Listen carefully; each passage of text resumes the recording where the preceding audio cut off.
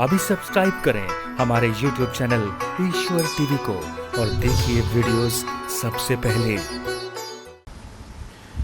स्त्री को चाहिए अपने बड़ों की बात का पालन करे। सामान्य तौर से उसका पति भी बड़ा होता है और बाकी जो लोग हैं वो हैं ही। क्यों कहा गया?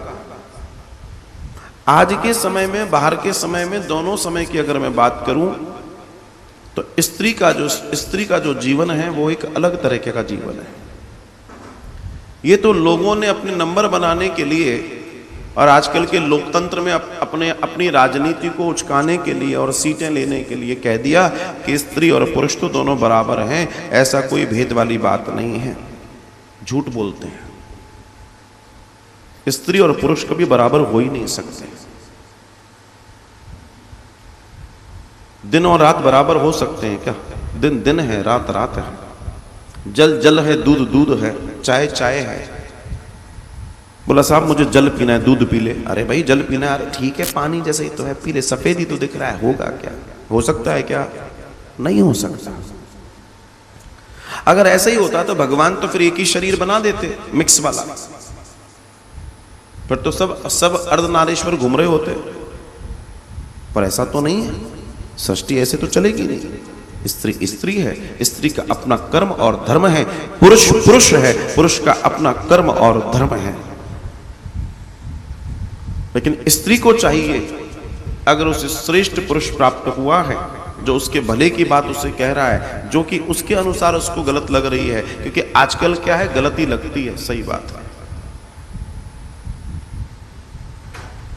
पुरुष के पास समाज का तजुर्बा है, वो बाहर रह रहा है, लोगों के साथ व्यवहार कर रहा है, उसके पास एक्स्ट्रा नॉलेज है बाहर की। और वो अगर आपसे कोई बात कह रहा है तो तजुर्बे के आधार पर कह रहा होगा।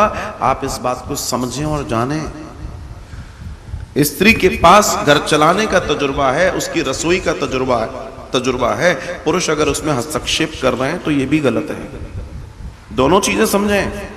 जो जिसका डिपार्टमेंट है वो समझना चाहिए। पर बाहरी दुनिया का अगर कोई वातावरण पुरुष बता रहा है तो स्त्री उस बात को सम्मान भाव से सुने, नहीं तो दुर्घटना घटेगी। इस दुर्घटना को कोई नहीं रोक पाएगा। और दुर्घटना रोज घट रही है, रोज घट रही है। तो इस तरह की स्त्रियों के लिए भी यहां चर्चा है, पुरुषों के लिए भी आएगी, चिंता मत करो। ये मत सोचना साहब हमारे लिए लिख दिया। तूने अपना धर्म समझकर पति की सेवा नहीं की और पति की मृत्यु हो जाने पर अपने कुटुंब की भी सेवा नहीं की। विधवा हो जाने पर जो भगवान के चिंतन के साथ जीवन को जिया जाता है, तूने वो भी नहीं जिया। अतएव तुमको अपने कर्मों का फल भोगना पड़ेगा।